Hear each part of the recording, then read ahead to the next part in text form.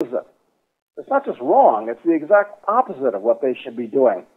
This depression has a life of its own, and the way you cure a depression is you have to let the market liquidate these past mistakes. And these governments are trying to prop up an economy that should be allowed to collapse and reorient itself. So what we should have is a sharp but brief and actually very helpful depression where we can go into a sustainable patterns of production and consumption.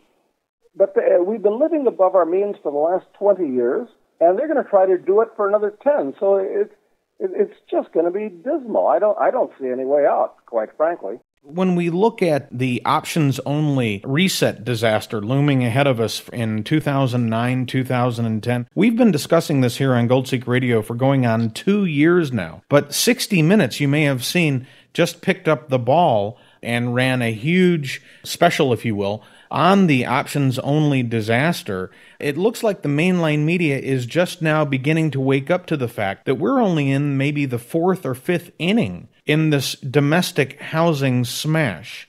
Do you expect this options-only and Alt-A disaster, which looks as though it will dwarf even the subprime in scale and breadth here, do you see this weighing heavily on the housing market and adding to these recession fears in the next couple of years? Yes. One of the big epicenters of all this is housing. People have been building huge houses on a speculative basis where many Americans have 2 or 3 houses now, so-called investments. People have forgotten that houses are not investments. Houses are consumer goods. They're just long-lived consumer goods, like automobiles, or for that matter, like a suit of clothes, or for that matter, like toothbrushes. They just last longer.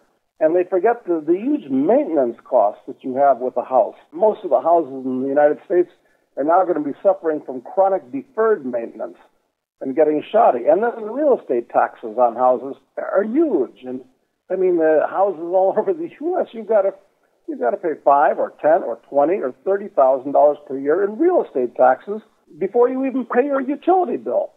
So it's very serious. You know, Doug, Goldseek Radio is a big believer in the precious metals sector, particularly gold stocks, but we've all suffered in this sector in the past year. Few of us have been unscathed. The mining equities are heavily dependent on not only precious metals price, but also the major stock averages, at least recently. When do you see the uptrend resuming in this sector? And can you offer any advice to picking safer precious metals stocks? Well, I've got to tell you that as a gold bug, I believe that the whole world is eventually going to have to go back to gold as day-to-day currency. It's not because of magic or anything like that. It's just because gold is uniquely well-suited for use as money, just like aluminum is particularly well-suited for making airplanes and steel for making bridges and so forth. It's just because of its basic characteristics. So I'm very, very bullish on gold. I think there's going to be a panic into gold. But the real question that you asked, of course, what about the gold stocks?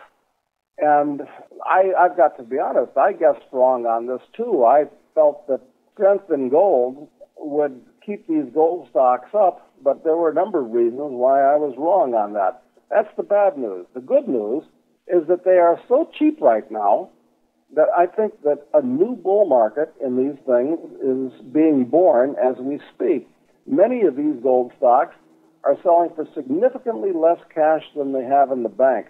I'm a buyer, especially the gold stocks, more than copper, lead, zinc, and this type of thing. I like companies that have gold resources. You know, you've mentioned $2,500 per ounce and $3,000 per ounce targets for the yellow metal as potential tops in the years going forward for the bull market. Can you outline a potential scenario where this could prove either too conservative or too aggressive?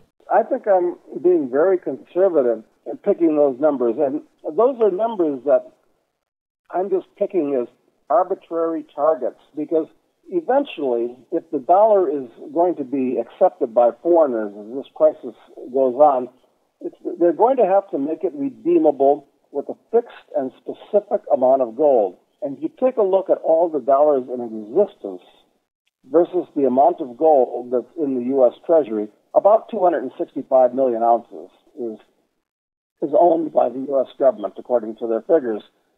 So it's just a simple matter of arithmetic division. How many dollars are outstanding versus how many ounces of gold are in the Treasury? And you start getting huge numbers. You start getting numbers like, depending on which definition of the money supply you want to use, and whether you're talking about domestic dollars or international dollars and so forth, you're talking about numbers like $5,000 or $10,000 or more per ounce. So this can happen. So when I say 2,500 or 3,000, I just mean in today's world, today's value of the dollar. But as this gets more serious, I think you have to raise that upwards. We're looking at an event of world historic importance now. At the end of the day, it's really a dollar phenomenon. And if the dollar were to crater, as so many currencies have done in the past, and so many American currencies, if we look at the original greenback and the continental and whatnot, you could see gold in relative terms, 10,000, 20,000. Yes, anything could happen. And the thing is that U.S. and Western Europe are still sociologically stable.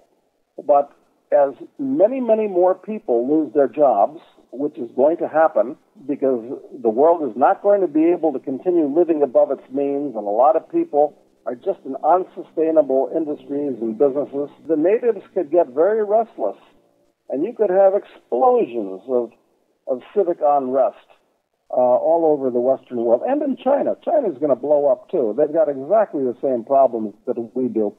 Huge distortions and misallocations of capital have been accumulated during the long boom that they've had. And then, of course, these stupid governments will start thinking about wars for real and imagined causes, which will only compound the disaster. So I hate to sound so unremittingly bearish,